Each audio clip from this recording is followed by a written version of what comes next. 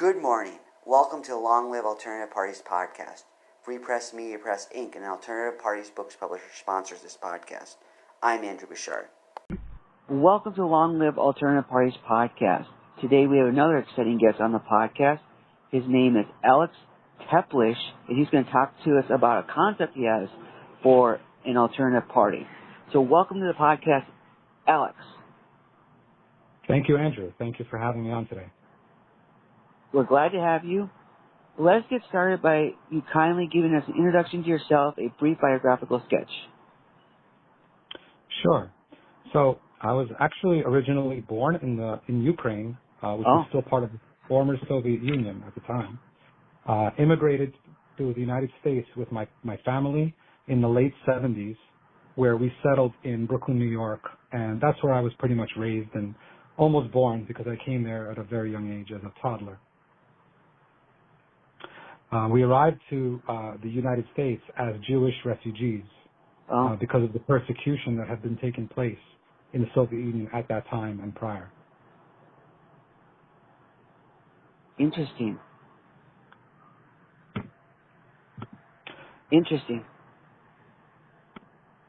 So we also, another interesting part of my background is that my grandparents are Holocaust survivors from World War II. And that was also a big factor leading up to my parents' lives and myself to get me out of that part of the region, that region of the world, and bring me to the United States, where I could enjoy freedom and more opportunities in life overall.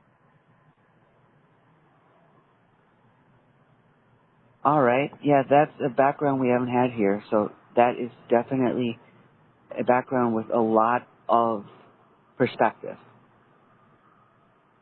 Yeah, thank you. And what I always like to say is that myself and my family were grateful to this country, the United States, that allowed us to come here with practically nothing and build our lives for ourselves, get an education, and pretty much live the American dream. We came here as refugees.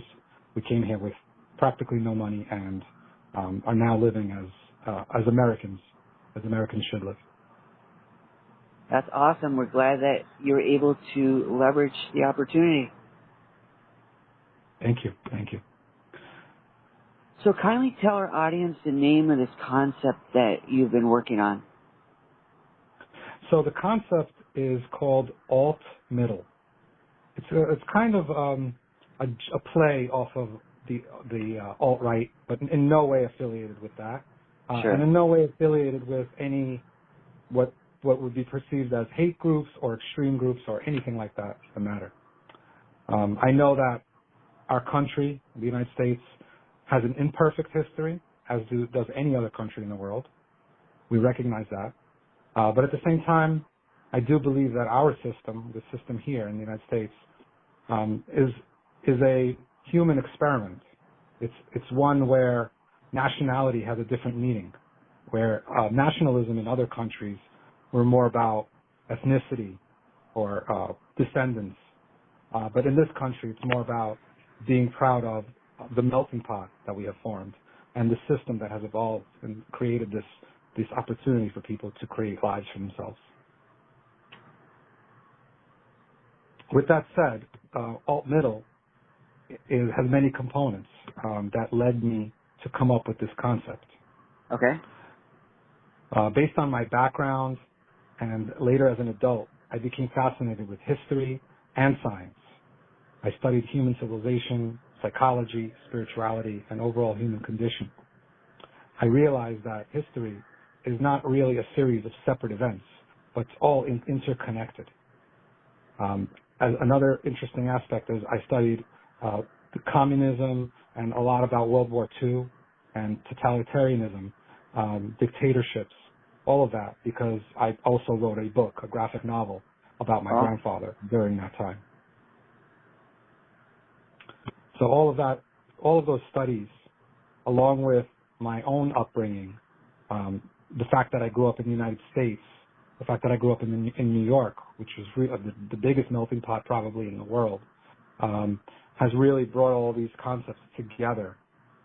And then there are other funnier aspects of what led to this idea.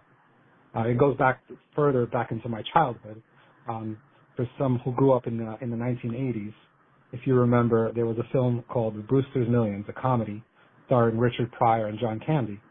Okay. And Richard Pryor, the main character, was proposed with a secret challenge where he had to spend, I don't remember the exact amount, but he had to spend millions of dollars in a limited amount of time to then eventually inherit an even greater fortune. So one of the things he does is he runs on a campaign. He creates a candidacy and a campaign. I think it was for mayor, possibly. I don't remember which city, but it was for potentially mayor. And his platform was none of the above.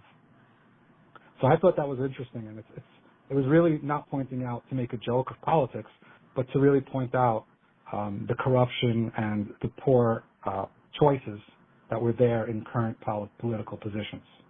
Sure.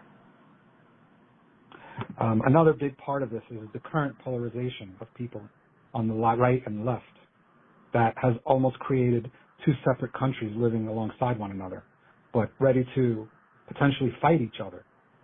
So that really has really sparked the idea of this alt-middle concept.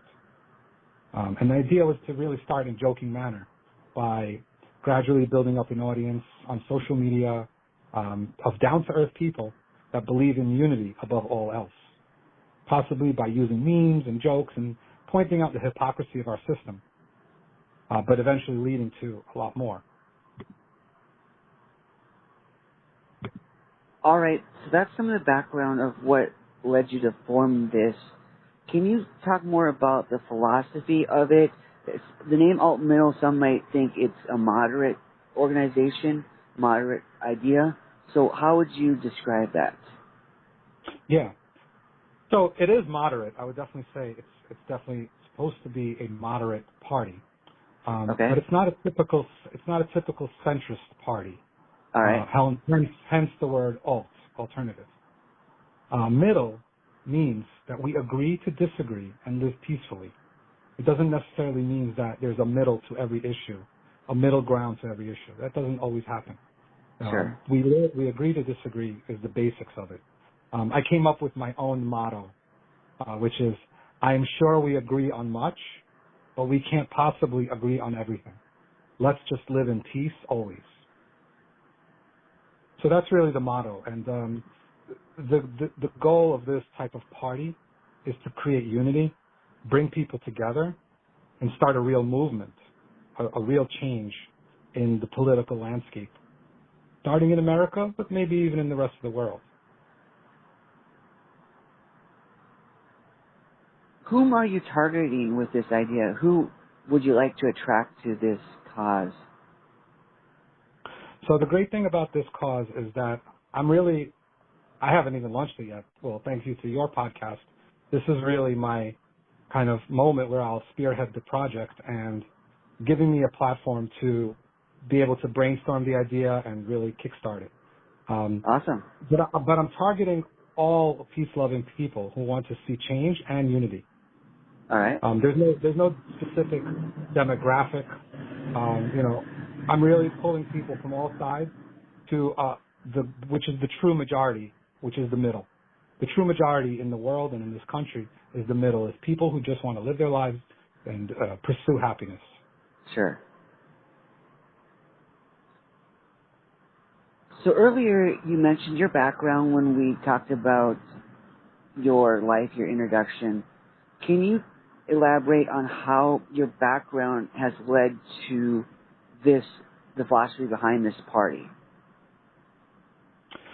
Yeah, I think that coming from the Soviet Union, but then growing up in the United States, hearing my parents' stories, my grandparents' stories, living through those different parts of history and other parts of the world, also growing up in Brooklyn, New York, and seeing other people and other types of immigrants and other communities, and the polarization in our country, all of that combined has influenced my politics. There have been times where I thought I supported one political party, earlier in my life, other times where I thought I supported another. But really what it comes down to is, I'm not saying that there's a hidden hand, but the whole concept of divide and conquer seems to be happening in our own country between the two political parties. They continue to fight, push each other in opposite directions, and that really prevents any kind of humane conversation and debate. All right. So what particular reforms do you advocate through this vehicle of yours that you're launching to change the system? On our podcast, we talked about various things such as ballot access reform, campaign finance reform, and other reforms of that nature. So what particular reforms would you advocate through this vehicle of yours? Right. So since this is an alternative party, it's a brand new concept. It's a very difficult sell to traditional people. It would have to be a very gradual process. Okay. Starting with, like I said, a good-natured, humorous recruitment of people who understand and see clearly what's going on in this country, in fact, in the world, and gradually build up the party. The party itself is really, the end goal is that it would be the party that eventually ends the party system, that ends all parties. Removing power from groups that have almost formed like gangs in our political system, and removing, even potentially removing individual leaders from being these all-powerful, having these all-powerful positions, and instead treating it like a job, like a CEO or like a head of a department in a company, really treating it like that, so that their job is replaceable. The goal is really to remove these kinds of situations where the old concept of power corrupts. So we remove the ability to be corrupted.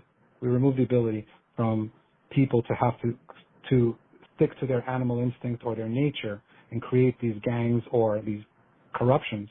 And instead, it leads into a true democracy where people vote on issues rather than parties or people. All right. That is really those are kind of like the ultimate goals where I think would really transform democracy and this country. But we would still stick to the ideals of human rights, and those would never be up for debate. Taking away people's rights, human rights and civil rights, is never something that should be voted on or up for debate. It's more about the individual issues, the smaller issues that we deal with as a country and as we evolve as a human race. And in those areas, we can agree to disagree. And we can also agree that there is no way that we will all always agree on everything. So these issues will arise, but we should still live peacefully amongst each other. Sure. How are you promoting this concept? Earlier you talked about this podcast being one way, and I found you one way. Can you tell the audience how I found you and also what else you're doing to promote this concept? Right. So I did create a page on Facebook, and it's really called Alt Middle, A-L-T Middle. It's facebook.com/altmiddle. I actually have 0 followers at the moment because you found me before I even started to promote this concept. This is something that I've put on the shelf for myself as a project or a potential project. But now that you found me, it kind of gave me a bit of a push and a kickstart. So that's really where I will begin. Hopefully recruiting followers on social media, starting with humor. Humor, I think, is one of the glues that brings people together, no matter what community you come from. Starting with humor, just pointing out the hypocrisy and the way to laugh at life and nature and where we are right now, but then eventually bringing it up more serious topics and building up that audience. Sounds good.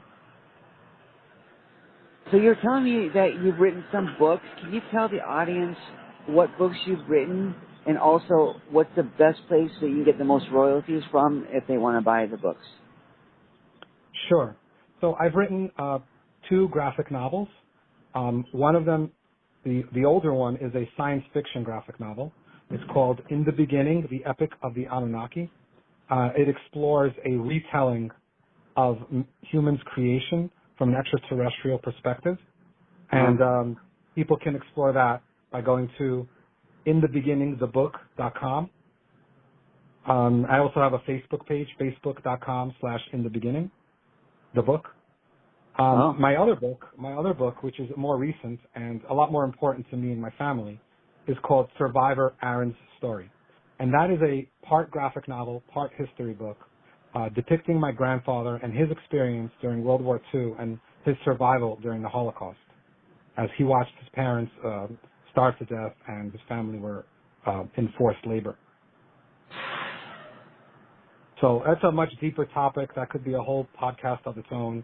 But I recently launched a interactive virtual museum that anyone can visit 24/7, free of charge. And that link is off of the website, survivoraaronstory.com. People Survivor can Aaron, A-A-R-O-N? 1A. Survivor, A-R-O-N-S, story. So there's two S's there. survivoraaronstory.com. Okay. People can explore the book's content there, can purchase the book, can watch videos from that I've produced based on the book, and then there's a link that says virtual museum or interactive virtual museum, and that really opens up a whole 3D world where you can explore all the artifacts and videos and the story of my grandfather, but also the Holocaust and World War II out of Eastern Europe and the Soviet Union.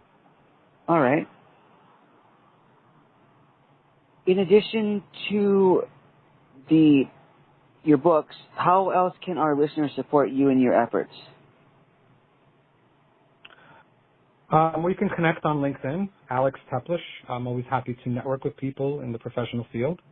All right. And just support my projects. All my projects are good-natured. They're all meant to increase unity, find commonalities amongst people, and entertain at the same time. And they all lead to whatever income I make. I try to come up with more educational and interesting ideas to benefit humanity. Sounds good. Sounds good. Thank you again for having me on today. Yes, Alex, we thank you for coming on the podcast and sharing your story and your perspectives with us. We appreciate it. Thank you, and thank you to your listeners. All right. We wish you all the best in these projects and also any other personal and professional endeavors. Thank you. All right. Take care and all the best. You too. Bye-bye.